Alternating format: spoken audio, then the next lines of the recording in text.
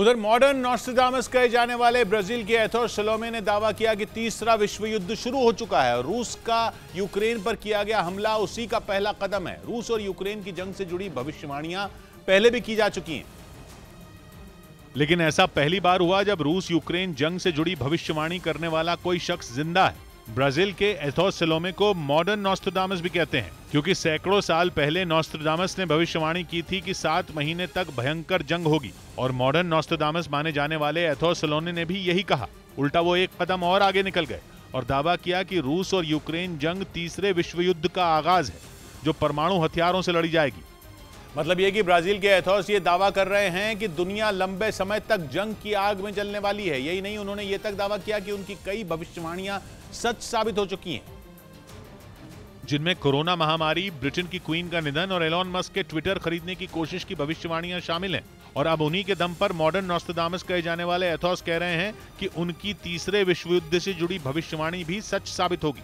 Athos सलोमे ने दावा किया कि उन्होंने 24 फरवरी से 44 दिन पहले ही बोल दिया था कि रूस और यूक्रेन की जंग शुरू होने वाली है और चेतावनी दी थी कि 2022 में ही तीसरे विश्व युद्ध की शुरुआत होगी। और रूस और यूक्रेन के युद्ध के साथ ही तीसरा विश्व युद्ध शुरू हो चुका है और इस बार वर्ल्ड वॉर केवल नॉर्मल हथियारों से नहीं बल्कि परमाणु हथियारों से लड़ी जाएगी। वैसे यूक्रेन पर हमले के पहले ही हफ्ते में पुतिन ने नेटो देशों को परमाणु हथियारों के इस्तेमाल की धमकी दे दी थी और हाल ही में यूक्रेन के 4 इलाकों में जनमत संग्रह के बाद भी उन्होंने यही कहा था और 2 टूक बोल दिया था कि जिन इलाकों का रूस में विलय होगा वहां की रक्षा के लिए परमाणु हथियार चलाए जा सकते हैं, क्योंकि विलय के बाद यूक्रेन का 15% हिस्सा रूस की जागीर होगा और वहां किसी और का दखल बर्दाश्त नहीं किया जाएगा। मतलब साफ है कि पुतिन के इरादे और तीसरे विश्व युद्ध की भविष्यवाणी दोनों ही डरावने हैं, क्योंकि पहले बल्गेरिया के बाबा वेंगा, फिर फ्रांस के नॉस्ट्राडामस और अब ब्राजील के मॉडर्न नॉस्ट्राडामस, तीनों की तरफ से यह दावा किया गया है कि 2022 में विश्व युद्ध को कोई नहीं रोक सकता।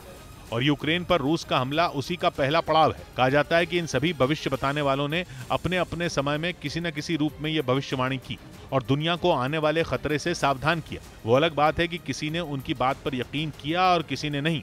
और इस बार भी यही हो रहा है। ब्राजील के एथोस सलोमे के दावों को कई लोग गलत और तुक्का बता रहे हैं, लेकिन एथोस ने साफ कर दिया कि उनके दावे गलत नहीं है, क्योंकि उन्होंने रूस और यूक्रेन जंग से जुड़ी जो भी बात कही वो सच साबित हुई। पुतिन ने यूक्रेन पर हमला किया और पूरी दुनिया 2 धड़ों में बंट गई। यूक्रेन जंग के बाद दुनिया 2 टुकड़ों में बंट चुकी है। खतरनाक हथियार हर देश की प्राथमिकता बन चुके हैं, क्योंकि छोटा देश हो या फिर बड़ा देश, सब डर रहे हैं। जो यूक्रेन की तरफ है वो भी खतरे में है और जो अमेरिका के साथ है वो भी।